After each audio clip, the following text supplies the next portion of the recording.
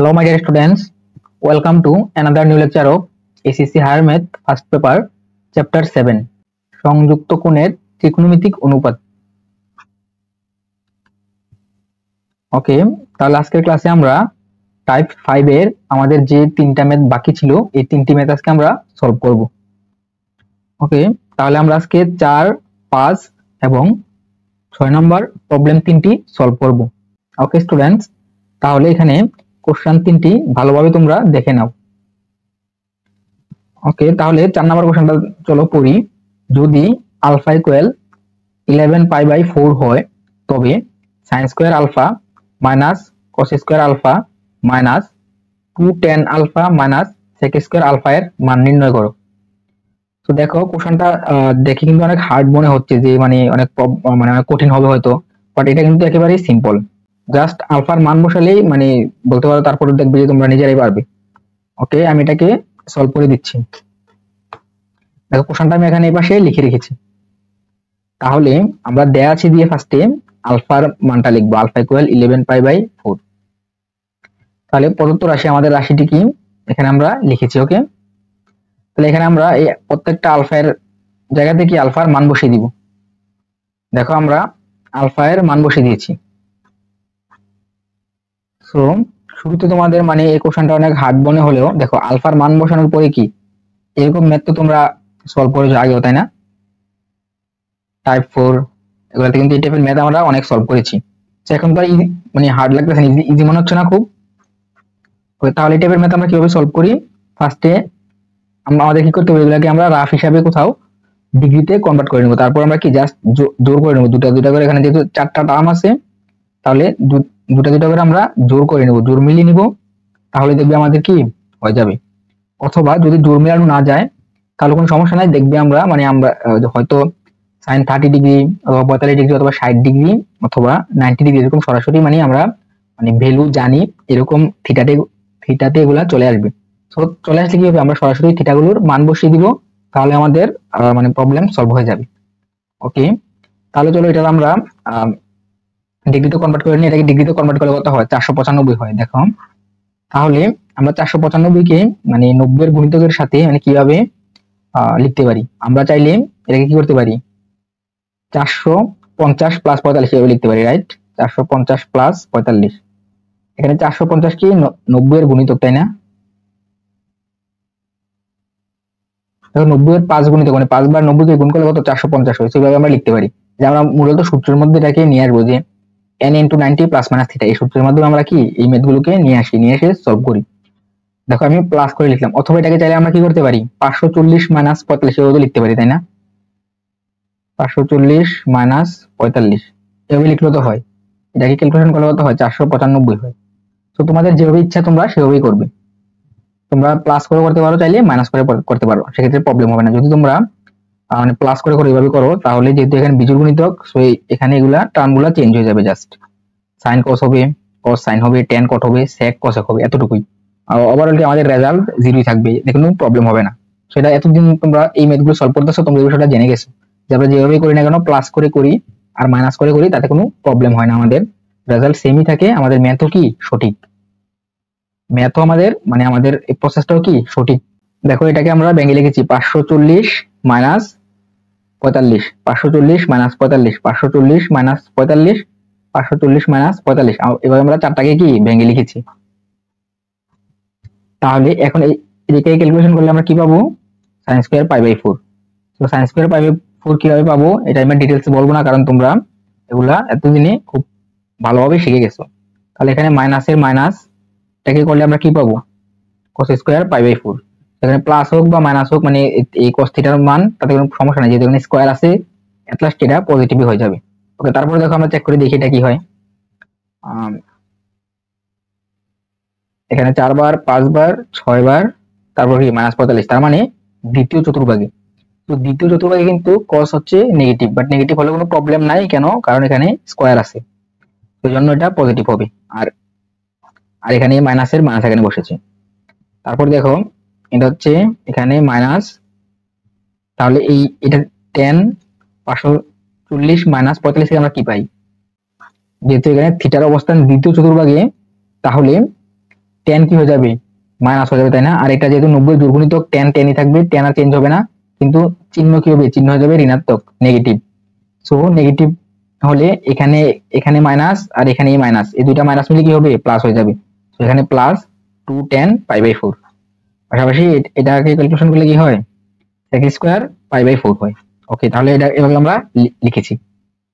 লেখার পর এখন দেখো, তাহলে আমরা এখানে sin 45 এর মান বসিয়ে দিব সরাসরি। তো sin 45 এর মান হচ্ছে 1/√2, এখানে a স্কয়ার এর স্কয়ার, তারপর এই মাইনাসের এখানে মাইনাস লিখে আবার আমরা cos 45 এর মান বসিয়ে দিয়েছি, আর a স্কয়ার এখানে স্কয়ার, আর তারপর এই 2 এখানে বসেছে, আর tan 45 ডিগ্রির মান কত, 1।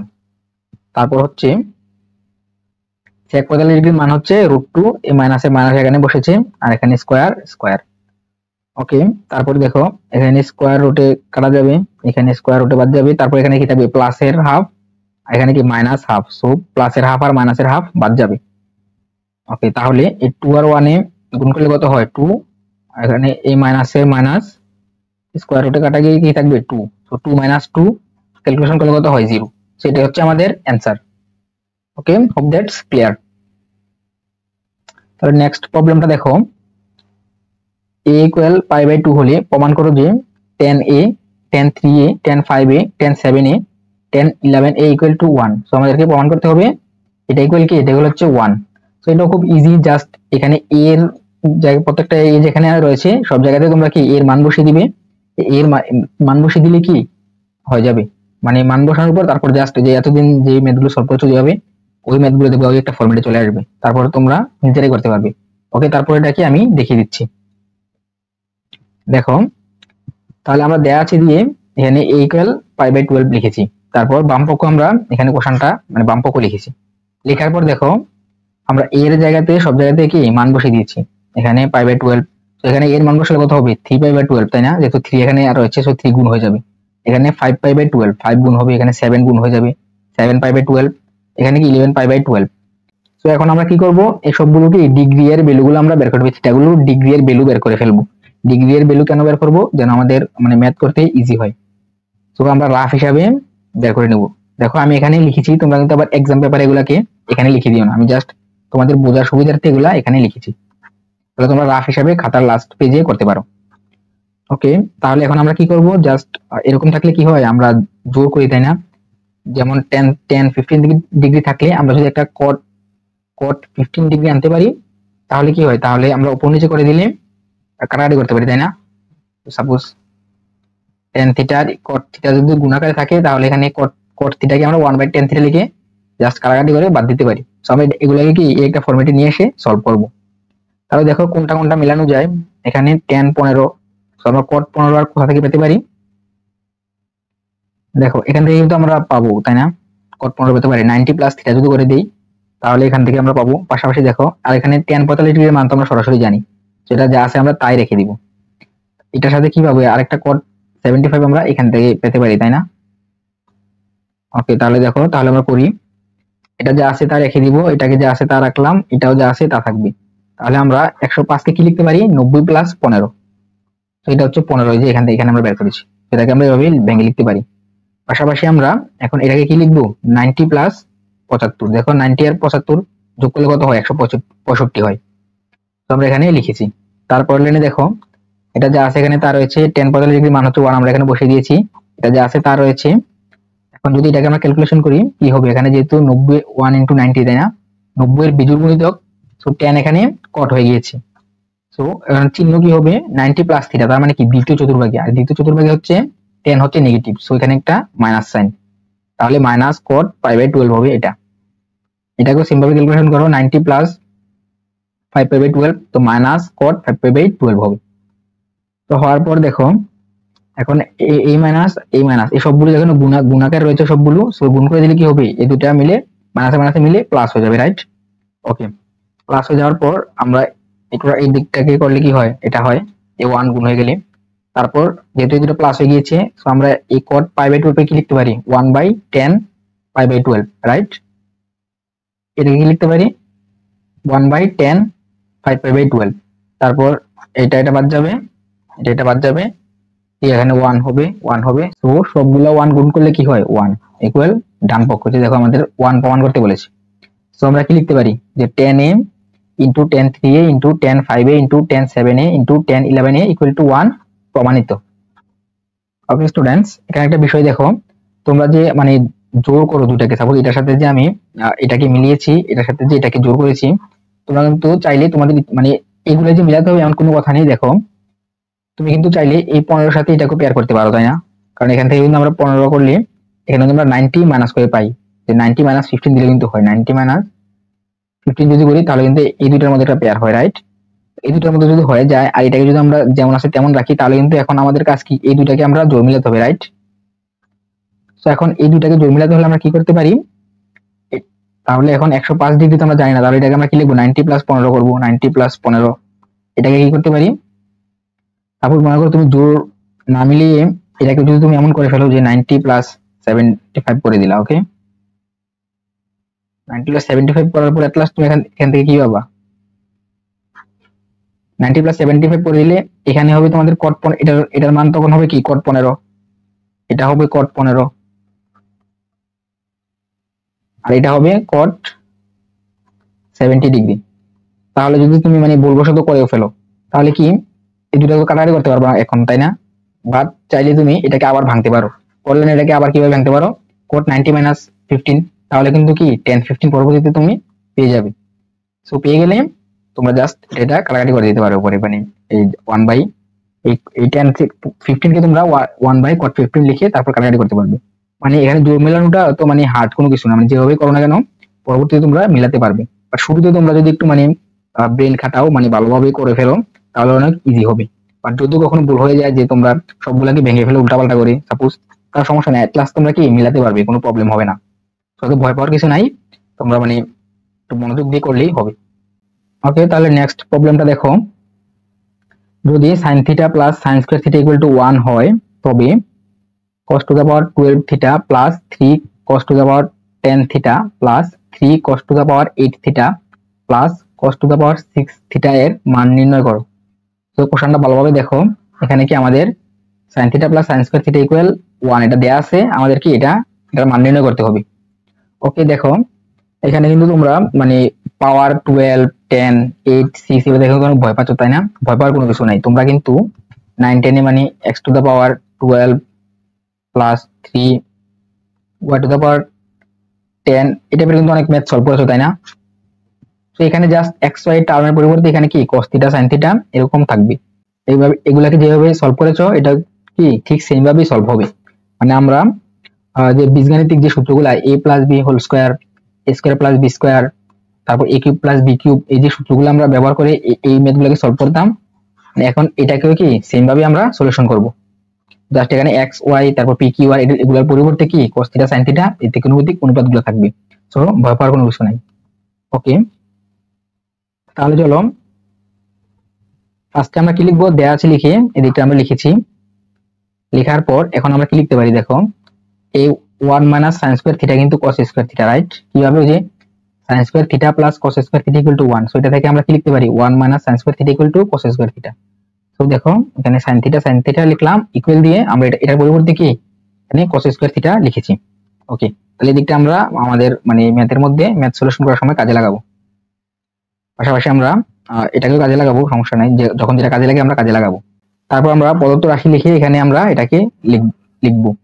ওকে লেখার পর দেখো আমরা এটাকে কিভাবে লিখতে পারি, এভাবে আমরা ভেঙে লিখতে পারি, রাইট? cos স্কয়ার থিটা এখানে 6 লিখতে পারি, তাহলে কি হয় আমরা যদি এটাকে আবার ক্যালকুলেশন করি মানে 6 দুগুণে 12 আবার আমরা এটা পাই। আর এখানে পাওয়ার থাকলে কিন্তু পাওয়ার আর পাওয়ার সরাসরি গুণ হয়, রাইট? এটাকে আমরা এভাবে ভেঙে লিখতে পারি cos স্কয়ার থিটা এখানে 5 দিয়ে, দেখো আর এই 3 কিন্তু ব্র্যাকেটের বাইরে রাখতে হবে, 3 কিন্তু আবার ব্র্যাকেটের ভিতরে দিয়ে দিও না, বাইরে রাখতে হবে। তারপর এটাকে এভাবে ভেঙে লিখতে পারি আমরা যে cos স্কয়ার থিটা 4 আর 3 অবশ্যই ব্র্যাকেটের বাইরে রাখতে হবে।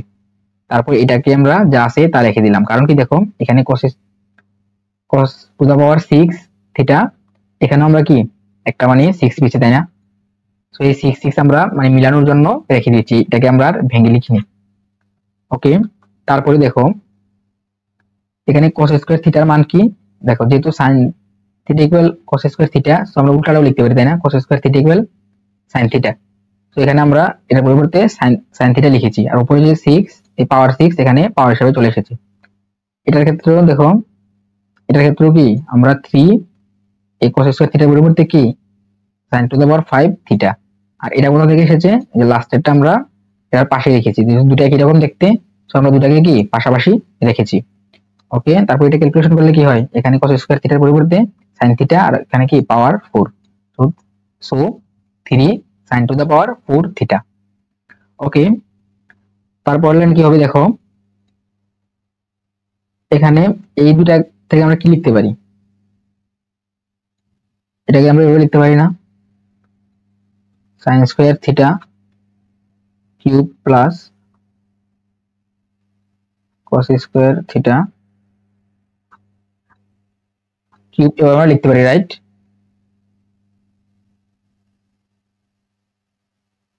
সো এভাবে লিখলে এখানে তাহলে এটা কি হয়, a cube plus b cube হয়ে যায় না, a cube plus b cube, মানে আমরা এটাকে ধরলাম a, এটাকে ধরলাম কি b, তাহলে a কিউব প্লাস b কিউবের সূত্র হলে আমরা এটাকে কি লিখবো, a প্লাস b, দেখো a plus b into a square minus ab plus b square.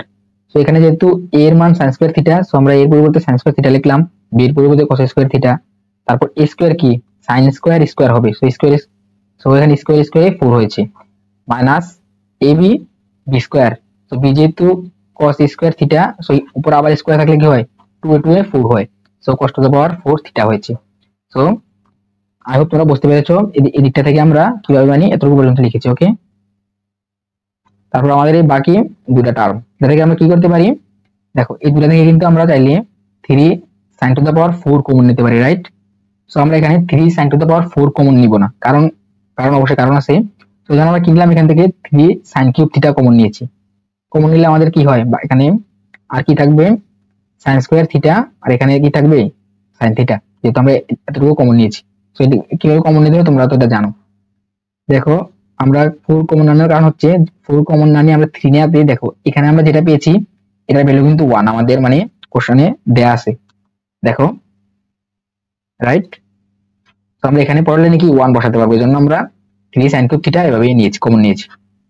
ওকে, তারপর লাইন দেখো, এখানে sin square theta plus cos square theta, তাই না? এটার ভ্যালু কত 1, সো আমরা এখানে as it is 1 লিখে দিয়েছি।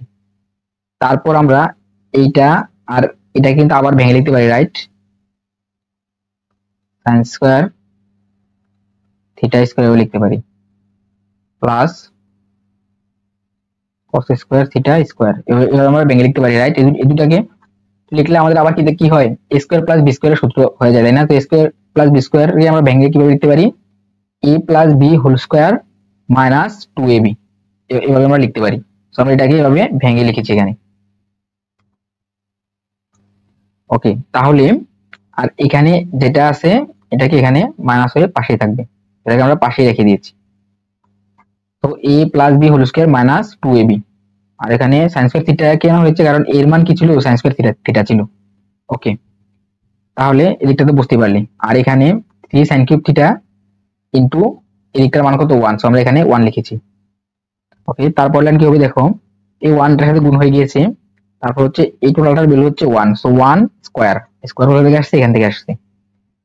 তারপর এখানে এদিকটা কিভাবে হয়েছে, minus 2 sin square theta cos square theta, এখানে আছে দুটা, এখানে কি একটা, তো দুটাকে কি হয় minus 3 sin square theta cos square theta হবে। তো এরকম যোগবিয়োগগুলো তোমরা পারো, তাই না? সেটাকে আমরা কি লিখতে পারি, 3 sin square theta cos square theta, এই দুটো থেকে লিখতে পারি। তারপর প্লাস দিয়ে, যেখানে প্লাস এর প্লাস দিয়ে এই দুটো গুণ করলে কি হয়, 1 গুণ করলে তো যা তাই থাকে, সো 3 sin কিউব থিটা এভাবে আমরা লিখতে পারি। ওকে, তারপর লাইন কি হবে দেখো, এই 1 কে স্কয়ার করলে 1 ই হয়, তারপর মাইনাসের মাইনাস 3 sin স্কয়ার থিটা, দেখো এখানে cos স্কয়ার থিটার পরিবর্তে কি এখানে sin স্কয়ার থিটা হয়েছে, কিভাবে হয়েছে, এই যে দেখো এখানে আমরা এখান থেকে বসিয়েছি, তো আমরা বের করেছিলাম, সো cos স্কয়ার থিটার পরিবর্তে আমরা এখানে sin থিটা লিখেছি। তারপর এটা যা আছে এখানে তাই থাকবে। সো এরপর লাইনে দেখো, এটা 1 এর 1 আর এটাকে ক্যালকুলেশন করলে কি হয়, 3 sin কিউব থিটা, এই দুটাকে আমরা একসাথে গুণ করলে sin কিউব থিটা হবে। ওকে, আর এটা যা আছে এখানে তাই রয়েছে, তাহলে এই মাইনাসের 3 sin কিউব থিটা প্লাসের 3 sin কিউব থিটা বাদ, আর থাকে কি 1 পরে থাকে, তাই না? তো 1 হচ্ছে আমাদের answer. Okay students, I hope তোমরা এই ম্যাথটি সম্পূর্ণভাবে বুঝতে পেরেছো। সো স্টুডেন্টস, আজকের ক্লাসটি আমি এখানেই শেষ করছি। তো তোমরা যারা এখন আমার ইউটিউব চ্যানেলটি সাবস্ক্রাইব করোনি তারা এখনই করে ফেলো। সবাইকে ধন্যবাদ।